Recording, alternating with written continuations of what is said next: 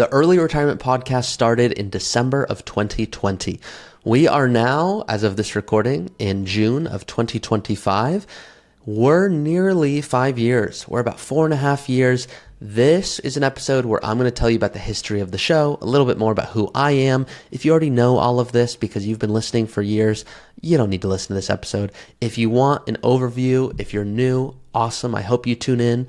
Regardless, if you watch my YouTube videos or not, everything I talk about is for one sole goal. I want you to know the earliest time working is optional, where you're working because you want to, not because you have to. That is the biggest thing that I talk about and try to come across. Now, everything I do is for this idea that if you could spend more time with family, or you could spend more time traveling, or just on a new career, and if you're smart with numbers, you can get more of that. I mean, how cool is this? I'm not obsessed with Roth conversions. I'm not obsessed with a charitable trust. I'm obsessed with the fact that if you use these things well, you can get more time doing what you want to do. That's why numbers are so fascinating to me. You're all humans. You're not robots. I have so many different examples. I've told the story of my dad many times. My dad saved and invested very poorly, but he made a ton of money. He had a great life. He paid for so many things. I'm so grateful. The reason I have the confidence I do today is he paid for so many things, so many private lessons along the way. I'm so grateful. But my dad has concentrated stock. He bought Monster stock and it's done so well for him. But I said, Dad, do you want that one company to dictate how many surf trips you take in retirement? He's like, no way. So I should diversify. I said, don't just diversify blindly. Do it over time to minimize tax consequences. But also recognize that if there's something that we're seeing that may make you lose sleep, for example, every time Monster stock goes down, my dad, he has a notification on his phone, okay? So his neck starts to hurt sometimes. And I go, Dad, you want your neck to hurt? Now that's impacting surfing. What's the real risk of holding this Monster stock? It's going beyond just, okay, the emotional, ups and downs. It's now taking up so much of your time, and is it worth the hassle? What if we diversified it? What if we did sell? What if we did pay this tax bill? Would that be worth it? So I use my parents as examples all the time. I currently am a financial planner. I'm a certified financial planner because my parents were burned by 4 advisors. Now, not burned as in their money was stolen, so burned might be the wrong word, but they had many different advisors, and my parents, great at making money, they needed good guidance. They didn't receive good tax planning guidance. There were conflicts of interest. They were sold products they shouldn't have, in my opinion.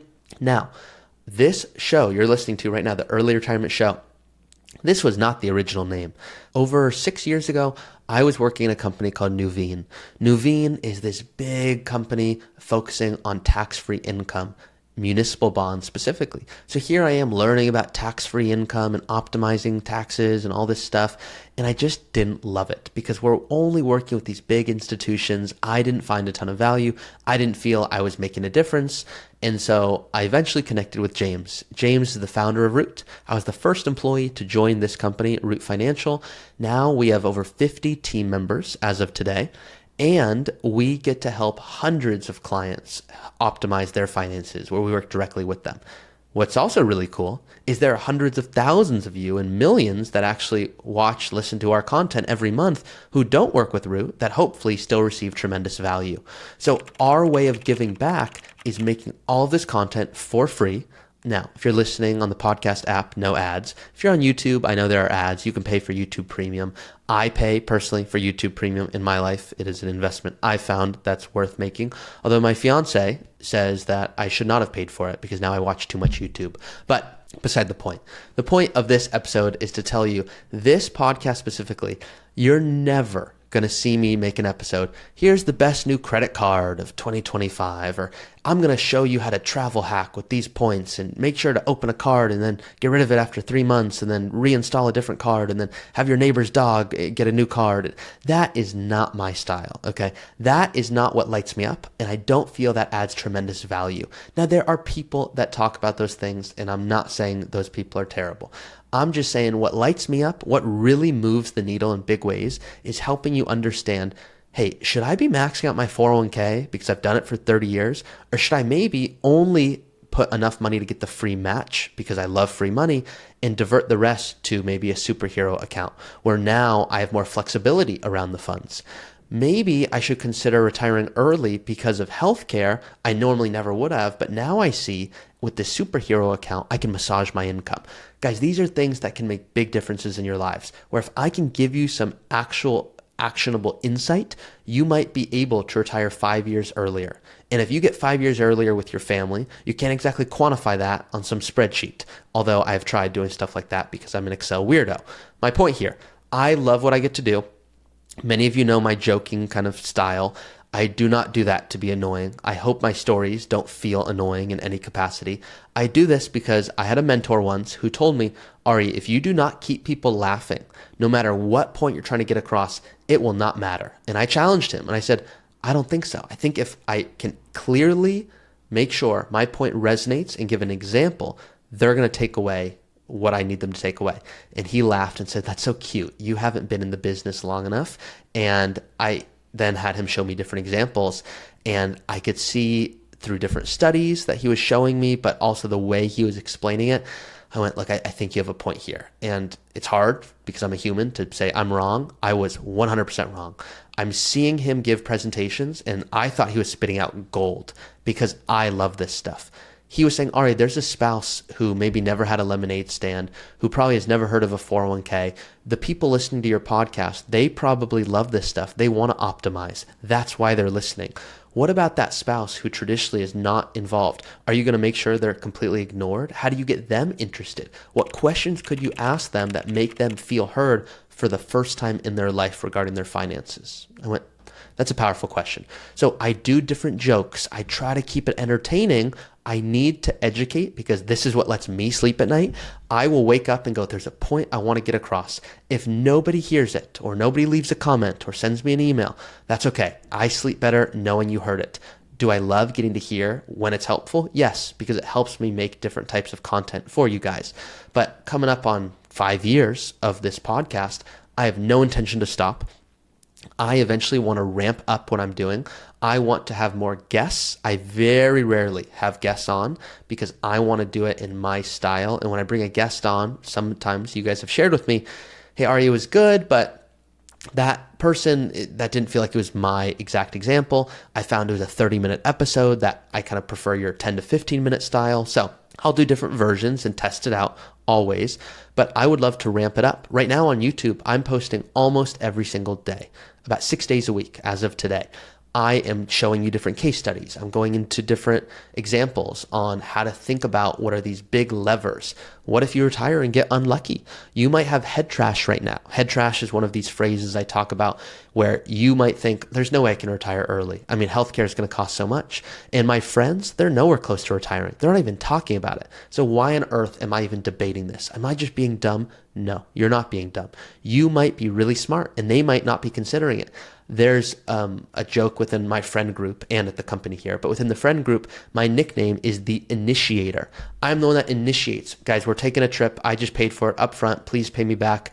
Here's why we're going to go. I miss you guys.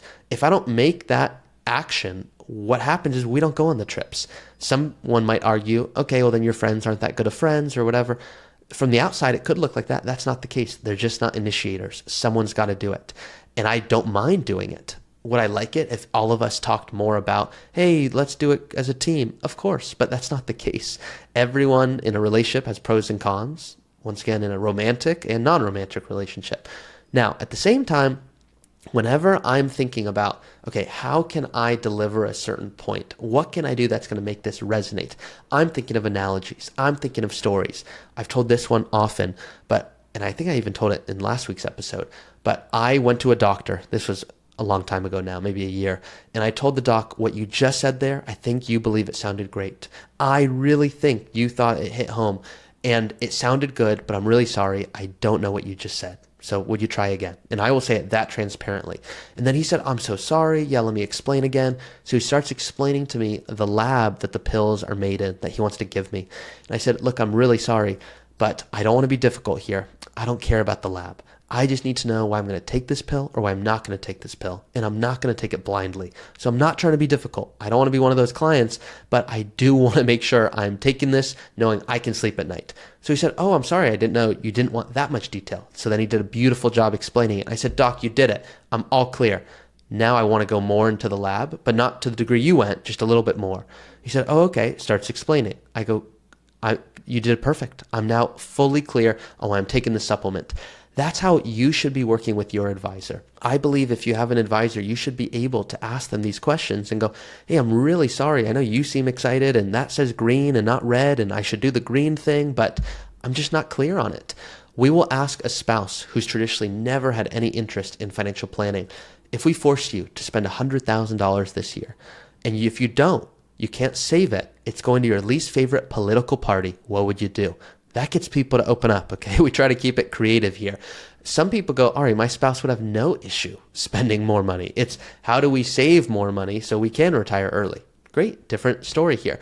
But everything I do is with this concept of an early retirement. There's nothing magical about early retirement. Early retirement to me is, are you working because you want to or because you have to? As I see it, I am in an early retirement, yet I don't have enough money to never work ever again. I just love my work so much. If you told me that I would have to pay to do my job, I would. I love what I get to do.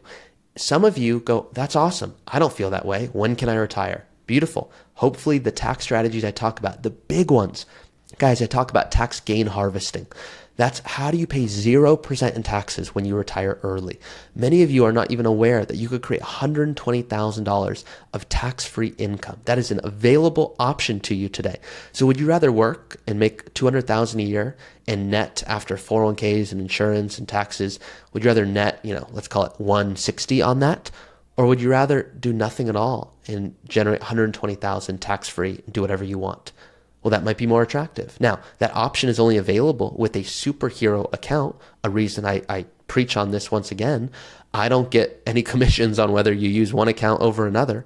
I just want you to make the most money. So superhero accounts. I talk about Roth conversions. This can add hundreds of thousands of dollars, potentially more, potentially less over the course of your retirement. Many of you listening, you've saved really well, but you've saved to a 401k. You've saved to an IRA.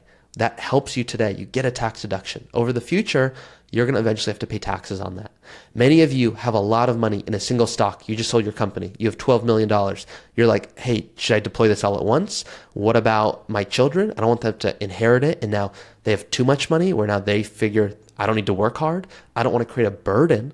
I also don't want to leave money on the table. I don't want to be so unoptimal that I'm actually looking back at my life going, hey, why didn't I spend more money?